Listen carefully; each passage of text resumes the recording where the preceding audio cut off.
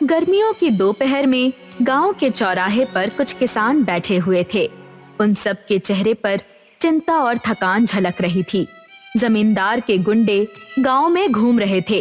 अशोक एक कोने में अपनी पत्नी लीला से बातें कर रहा होता है। लीला, ये भैरव सिंह हमारी जान तक ले लेगा। जमीन छीनकर वो क्या करेगा? जब खेतों में कुछ उगेगा ही नहीं तो उसका लालच किस काम का? अशोक, क्रोध से कुछ नहीं होगा। हमें अपनी जमीन बचाने के लिए कोई और तरीका ढूंढना होगा। कैसा तरीका लीला? बारिश नहीं हुई, फसल नहीं उगी, हमारी बंजर जमीन पर कुछ भी नहीं बचा। अब इस गांव में रहना मौत को बुलाने जैसा है।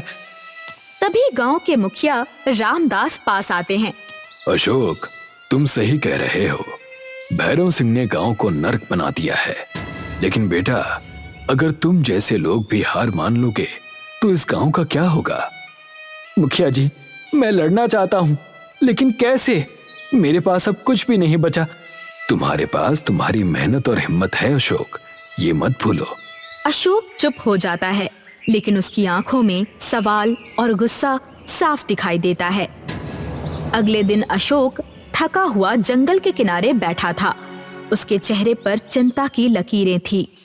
अचानक उसे पेड़ों के पीछे से किसी के चलने की आवाज आती है। एक बूढ़ा व्यक्ति लकड़ी का सहारा लिए धीरे धीरे अशोक के पास आता है। क्या सोच रहे हो बेटा? आप कौन हैं और इस वीरान सी जगह में क्या कर रहे हैं? मैं एक मुसाफिर हूँ, लेकिन तुमसे ज्यादा खोया हुआ नहीं हूँ। लगता है तुमने जिंदगी से हार मान ली है। हारता वही है जिसके पास कुछ बचा ना हो। मेरी जमीन बंजर है, मेरा परिवार भूखा है और जमींदार मेरा सब कुछ छीनने पर तुला है। अब हार ही एकमात्र रास्ता है। हारने वाला नहीं, लड़ने वाला दुनिया बदलता है। तुम किसान हो और किसान के हाथ में धरती को बदलने की ताकत है। ताकत? मेरी जमीन सूखी है, उसमें कोई ताकत नहीं बची। तो ताकत मैं दूंगा। ये लो, ये 3 बीज, इन्हें अपनी जमीन में बो देना और याद रखना, जो उगेगा वो तुम्हारी किस्मत बदल देगा। बूढ़ा 3 छोटे छोटे बीज अशोक के हाथ में रखता है। ये बीज क्या करेंगे? ये कोई जादू है? जादू और मेहनत में फर्क तुम्हें जल्दी ही समझ में आएगा।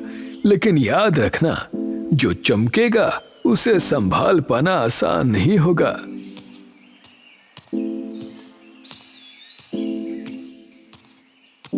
अशोक, वो बूढ़ा कौन है और ये बीज क्या सच में हमारी मदद करेंगे? मुझे खुद नहीं पता लीला, लेकिन इन बीजों को बोने में कोई नुकसान तो नहीं है। शायद ये हमारी आखिरी उम्मीद हो। अगर तुम्हें इन पर भरोसा है तो मुझे भी है। हमारी मेहनत और प्रार्थना से चमत्कार हो सकता है। अशोक और लीला ने बीज बोकर एक दूसरे की ओर देखा। उनके चेहरे पर उम्मीद और डर का मिश्रण था। अब हमें इंतजार करना होगा। ये बीज क्या करते हैं, ये आने वाला समय ही बताएगा। दोनों अपने झोपड़े में लौट आए। सुबह के समय अशोक और लीला खेत की ओर जाने लगे। जैसे ही वो खेत के पास पहुंचे, उन्हें कुछ अजीब सी चमक दिखाई दी। जमीन से छोटे छोटे चमकीले पौधे उगाए। ये पौधे रात के तारों की तरह चमक रहे थे। अशोक, ये क्या है? हमारी जमीन तो बंजर थी, लेकिन ये पौधे कैसे उगाए? ये वही बीज है जो उस बूढ़े व्यक्ति ने दिए थे, लेकिन ये कोई आम पौधे नहीं लगते लीला।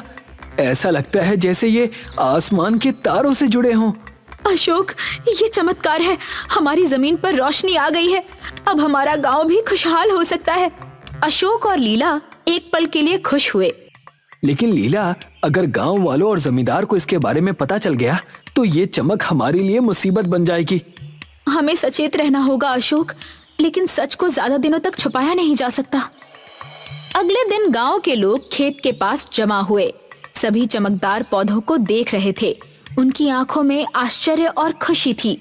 लेकिन भीड़ के बीच जमींदार के एक आदमी ने ये सब देखा तो वो तुरंत भैरव सिंह को खबर देने दौड़ा। अशोक भाई, ये पौधे कहाँ से आए? ये तो चमत्कारी लगते हैं।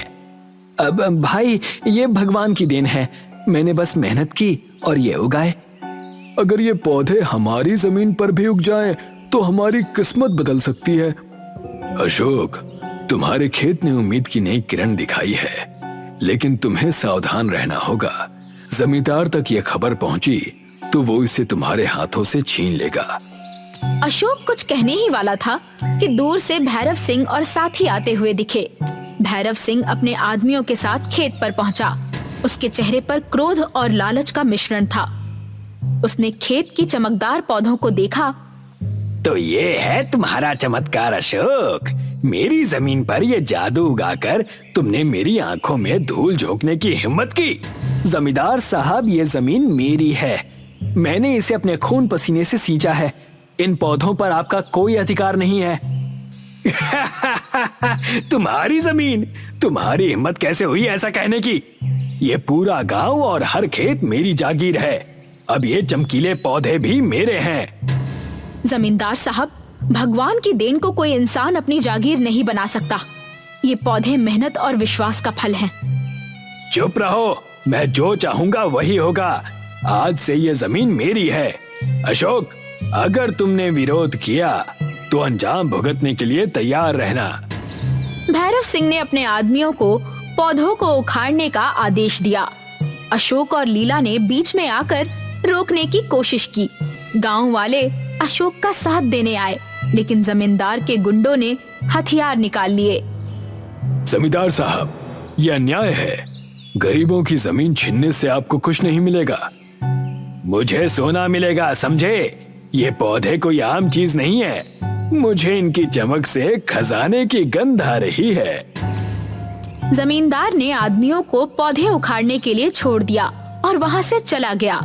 अशोक और लीला चिंतित हो गए।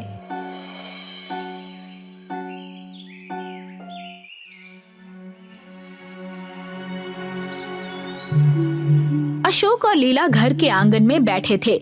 दोनों बेहद परेशान थे। बूढ़ा व्यक्ति एक बार फिर उनके सामने प्रकट हुआ। अशोक, मैंने तुम्हें पहले ही चेतावनी दी थी। इन पौधों की चमक केवल तुम्हारी मेहनत का फल नहीं, बल्कि एक रहस्य का द्वार है। कौन सा रहस्य? ये पौधे नक्षत्र लोक का द्वार खोलते हैं। उस लोक में एक खजाना छिपा है, लेकिन लालच से भरे इंसान वहां नहीं पहुंच सकते। अगर ऐसा है तो जमींदार वहां भी पहुंचने की कोशिश करेगा। हमें क्या करना होगा?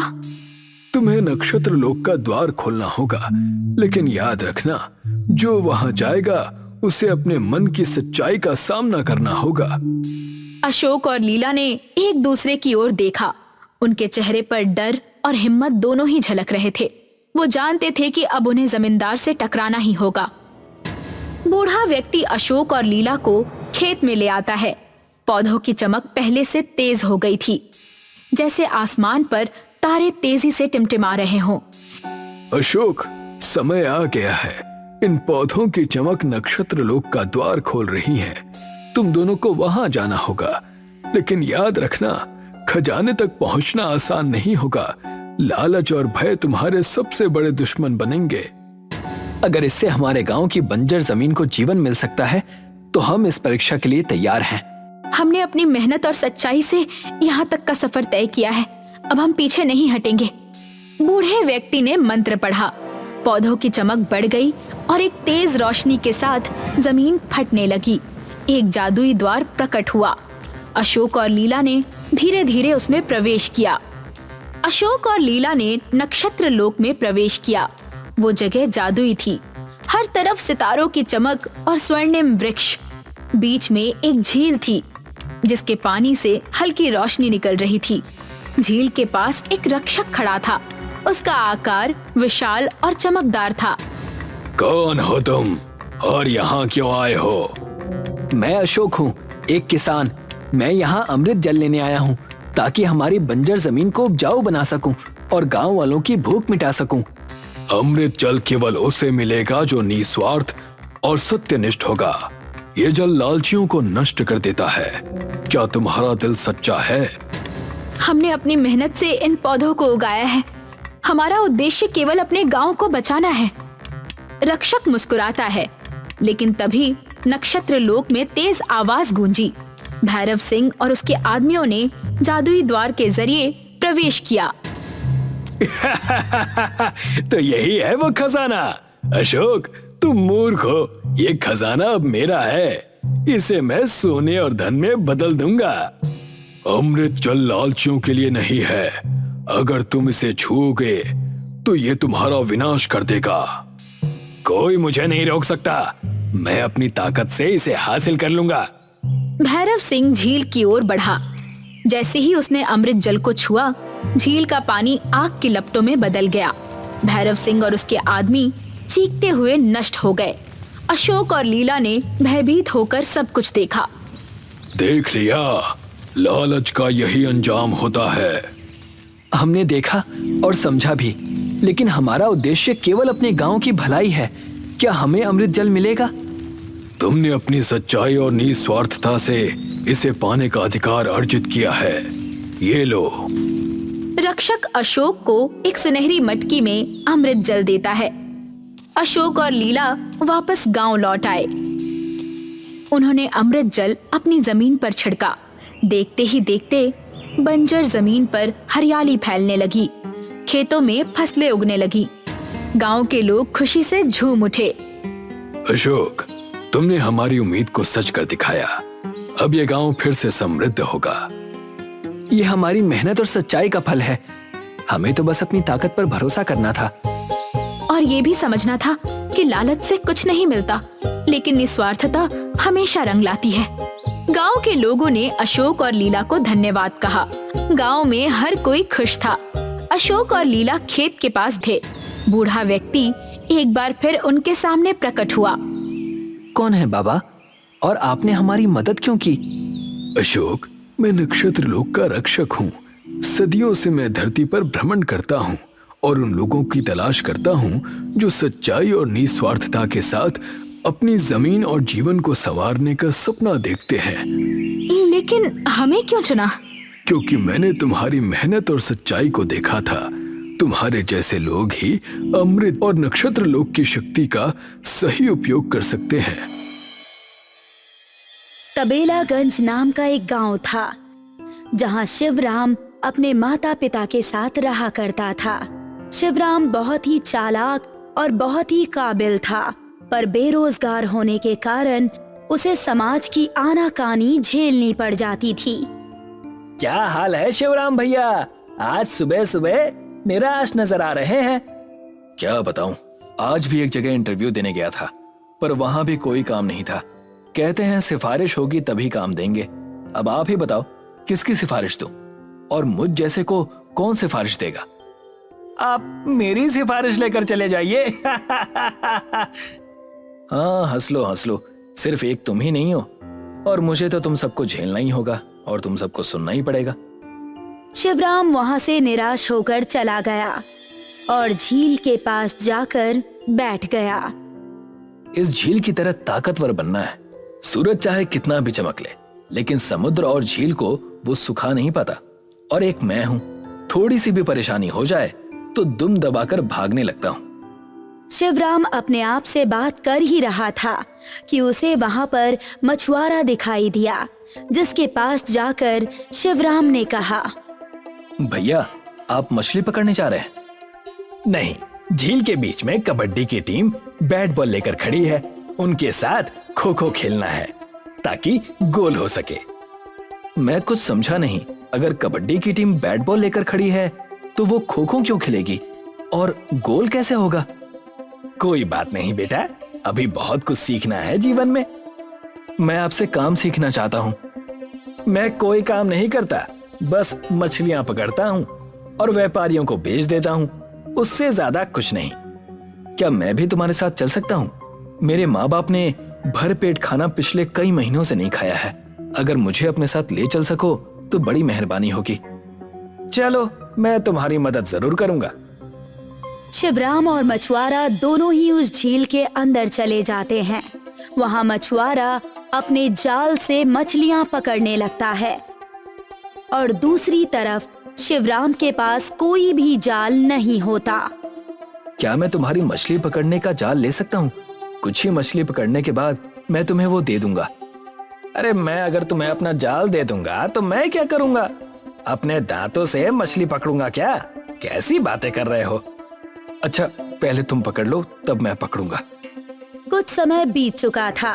उस मछुआरे ने शिवराम को जाल नहीं दिया। शिवराम खुद हाथों से ही मछलियां पकड़ने की कोशिश करने लगा। उतने में ही वहां झील के अंदर उसे कुछ चमकता हुआ दिखाई दिया। ये क्या है? चमकती चीज है। इसे बेचूंगा नहीं, अपने पास रखूंगा। शिवराम ने उस चमकती हुई चीज को छुआ। उसकी चमक ने शिवराम को अपने अंदर खींच लिया। ये मैं कहाँ आ गया? मैं तो झील में था। पानी के अंदर मैं जिंदा कैसे हूँ?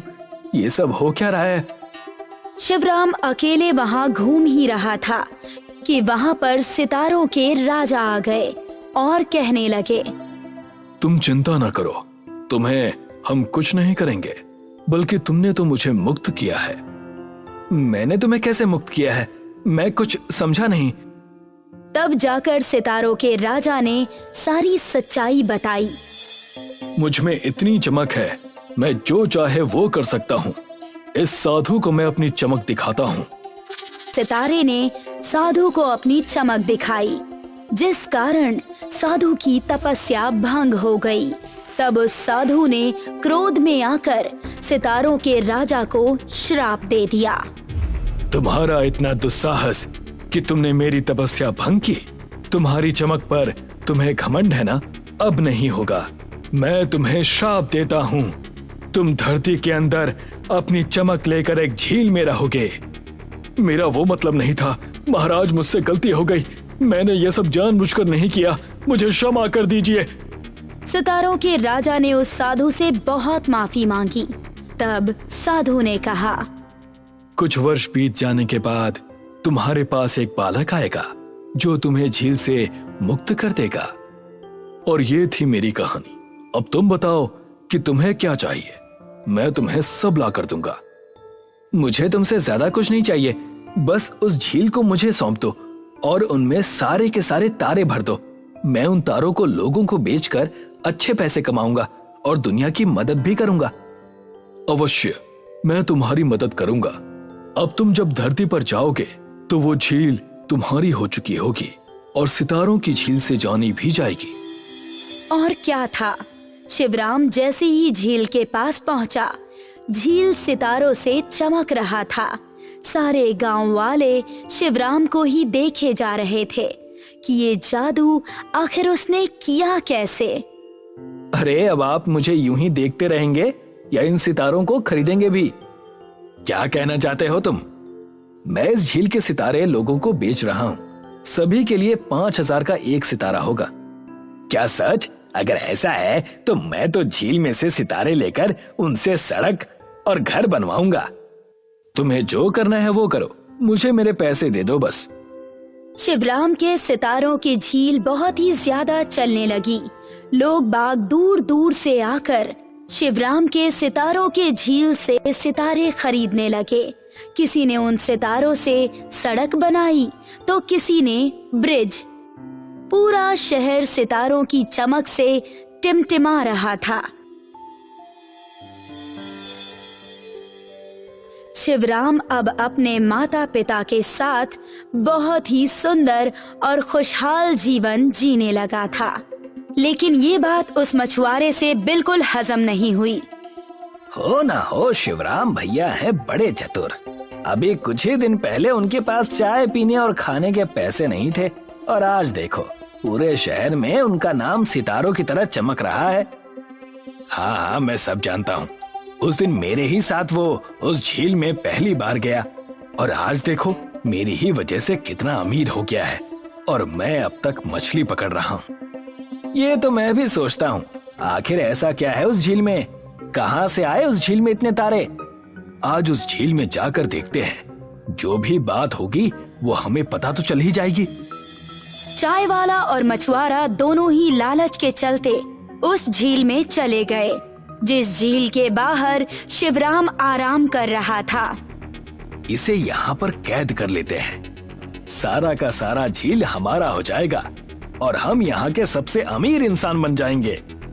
उस दिन मछुआरे और चाय वाले ने मिलकर शिवराम को अगवा कर लिया और उसे एक टापू पर लेकर चले गए। मछुआरे की नाव में दोनों बातें करने लगे। छोड़ो मुझे, मेरी आंखों पर पट्टी क्यों बांध रखी है? छोड़ो मुझे, कौन हो तुम? अरे हाँ, छोड़ देंगे, मंजिल तो पास आ जाए। तुम्हारी आवाज मैंने कहीं देखी है लगता है। मुझे भी तेरा थोड़ा सुना हुआ लगता है। उन दोनों ने शिवराम को उस टापू पर एक पेड़ से बांध दिया और कहा, पिक्चरों के डायलॉग बोलना बंद करो और इसे चलकर फेंकाओ। मैं समझ गया, तुम चाय वाले और मछुआरे हो मेरे गांव के। आखिर तुम्हें मुझे अगवा करके क्या मिलेगा? मुझे जाने दो। अब से तुम्हारी झील और तुम्हारे पैसे सब हमारे। यहाँ से तुम बच नहीं सकते। सितारों की चाय बनाकर बेचूंगा, चमकती हुई चाय। बड़े पैसे कमाऊंगा और बहुत अमीर बन जाऊंगा। वो दोनों शिवराम को वहीं टापू पर छोड़कर दोबारा उस झील पर चले गए। झील पर जाते ही उन्होंने देखा कि सारे तारे झील में ऊपर आसमान की तरह उड़ रहे हैं। ये सब क्या हो रहा है? मुझे तो कुछ भी समझ में नहीं आ रहा। तारे झील से निकलकर आसमान की तरफ क्यों जा रहे हैं? आखिर बात क्या है? वहाँ पर सितारों का राजा शिवराम को लेकर आ गया। मैं जानता था कि आज की दुनिया में कोई भी भला नहीं है। शिवराम तो बस समाज का हिस्सा है, पर तुम दोनों ने जो किया, मुझे मेरे पिछले पापों का परिणाम याद आ गया। अब मैं तुम दोनों को सजा देता हूँ। तुम कौन हो और तुमने शिवराम को उस टापू से क्यों बचाया? मैं समस्त सितारों का राजा हूँ। सारे तारे मेरी ही चमक से टिमटिमाते हैं और मैंने इनकी जान बचाई, इन्हें मुक्त किया था, इसीलिए मुझे इन्होंने ये वरदान दिया था। सितारों के राजा की असलियत जानकर मछुआरा और चाय वाला दोनों ही डर गए और उनसे माफी मांगने लगे। हमें माफ कर दो, ये गलती अब हम दोबारा कभी नहीं करेंगे। ऐसी गलती दोबारा नहीं होगी, कभी नहीं होगी। मैंने भी कई साल तक सजा भुगती है, अब तुम भी भुगतोगे। इतना कहकर सितारों के राजा ने ताली बजाई।